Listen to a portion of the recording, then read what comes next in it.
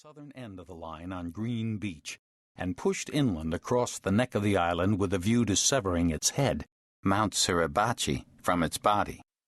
The 27th Marines, under Colonel Thomas A. Warnham, were sorting themselves out on the beach, preparing to jump off for the south end of the airstrip. American senior officers were particularly nervous about the fate of the 25th Regiment, which faced the cliffs of the rock quarry. Any number of Japanese weapons were housed there and could fire into the Marines from their right flank. Just before 1000, as one American infantryman would later put it, came curtain time in hell. The vast array of Japanese guns placed on Suribachi and across the broken terrain of ridges, plateaus, and ravines to the front and north of the invasion beaches opened fire. Coastal guns, field artillery, mortars, machine guns, the odd sniper and rifleman. A wall of deadly steel fell upon the exposed American troops. Scores of American infantrymen died in the first minutes. As sergeants and officers urged their men forward off the beach toward the steep terraces ahead, the fury of the Japanese fire intensified, targeting both the men and their transports and supply ships. Soon the shoreline was awash in wrecked and twisted steel, severed limbs, and shredded bodies. The surf was red with blood of the wounded and the dead. The next hour was one of the most harrowing of the Pacific War, a conflict with a great many harrowing hours. Incoming fire was escalating fast. Reports from the regimental commanders ashore to Generals Holland M. Smith and Harry Schmidt aboard the flagship USS El Dorado were terse.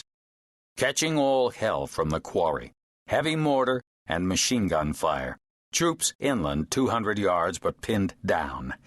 From the center of the landing beaches came another, taking heavy casualties and can't move, mortars killing us.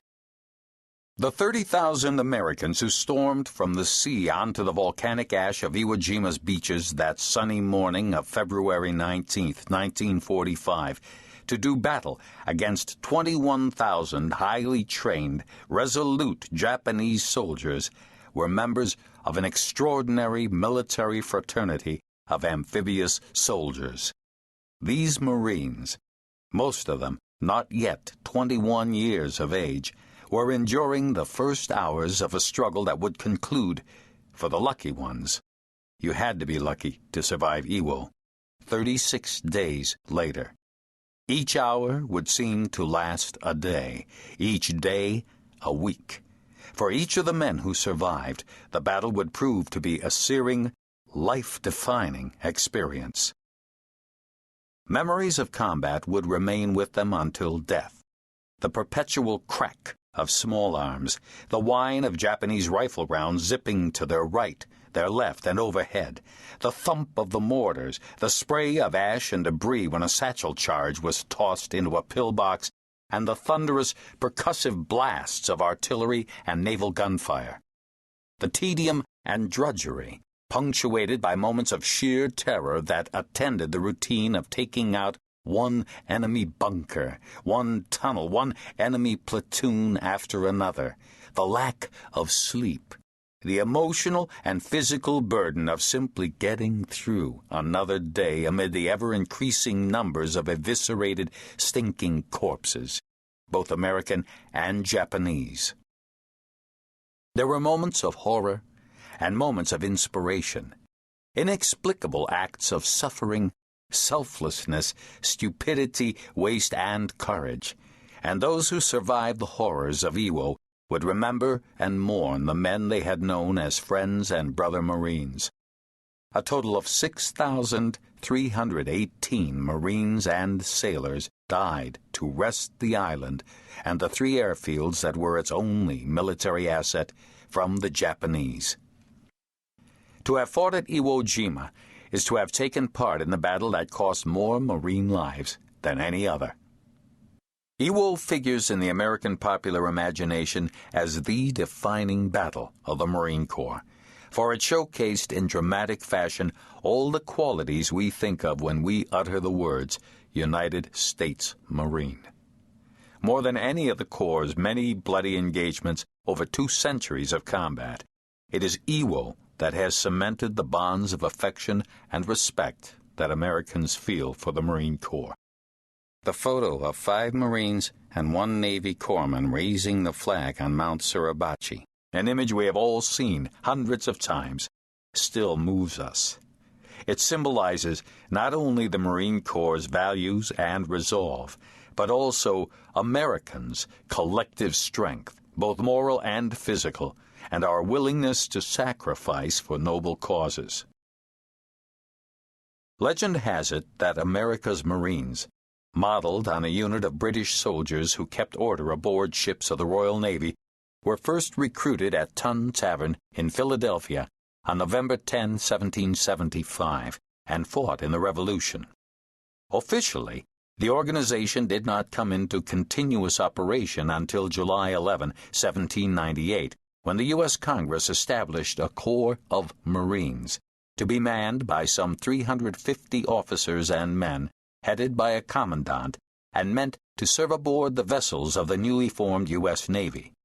Nonetheless, November 10 remains the birthday of the culture of the Corps. The Marine Corps is a unique military organization. It has the distinction of being the only military service in the world designed to operate across the entire spectrum of military activity, from conventional set-piece battles to guerrilla war to humanitarian relief missions to evacuation of civilians from war-torn foreign shores to peacekeeping. It undertakes these missions with tightly knit teams of varied strength and size on land, on sea, and in the air. Since 1952, the Marine Corps has been charged by the U.S. Congress with the solemn responsibility of maintaining this country's force in readiness, meaning, as Marines themselves often say, that the Corps is America's crisis response, our 911 military force. The deployed operational forces of the Marines all over the world, known collectively as the Fleet Marine Force, FMF, must be ready to plan and execute its missions within as few as 6 hours. The scope of the Corps' operations is daunting. Doctrine has it that the Marines must be prepared to deploy up to 200 miles inland from the coast. Yet, in Iraq and Afghanistan, they have successfully operated well over 400 miles from the sea. Most of the Corps' first strike missions are carried out by one of 7 Marine Expeditionary Units, MEUs, MUs. With about 2,200 Marines, it's the smallest of the Corps' independent air-ground task forces. At any given moment, there are a minimum of 2 of these units afloat and on call, sailing aboard groups of ships, from 3 to 7 vessels, especially designed and equipped to bring combat power to bear from sea to shore. Because of their renowned performance in storming beaches during World War II on islands such as Guadalcanal, Tarawa, Okinawa, and above all, Iwo Jima, the Marines are known as shock troops, meaning they are highly spirited and aggressive soldiers trained to storm enemy defenses along a stretch of shoreline, secure a beachhead, and clear the way for heavier, conventional forces to follow. Yet they are a great deal more than that, too. The Marines are highly flexible and adaptable soldiers, among the world's most versatile and spirited. Not even the Corps' critics, and there have been more than a few, quarrel with the notion that Marines tend to attract men, and increasingly today, women, with a penchant for adventure and adversity, for testing their physical and moral courage. Marines pride themselves on adhering to a traditional code of values centered around duty, honor, and commitment to their fellow Marines. Young Americans today join the Marine Corps for much the same reason they did 60 years ago. If you want to fight, a classic Marine Corps recruiting poster has it, join the Marines.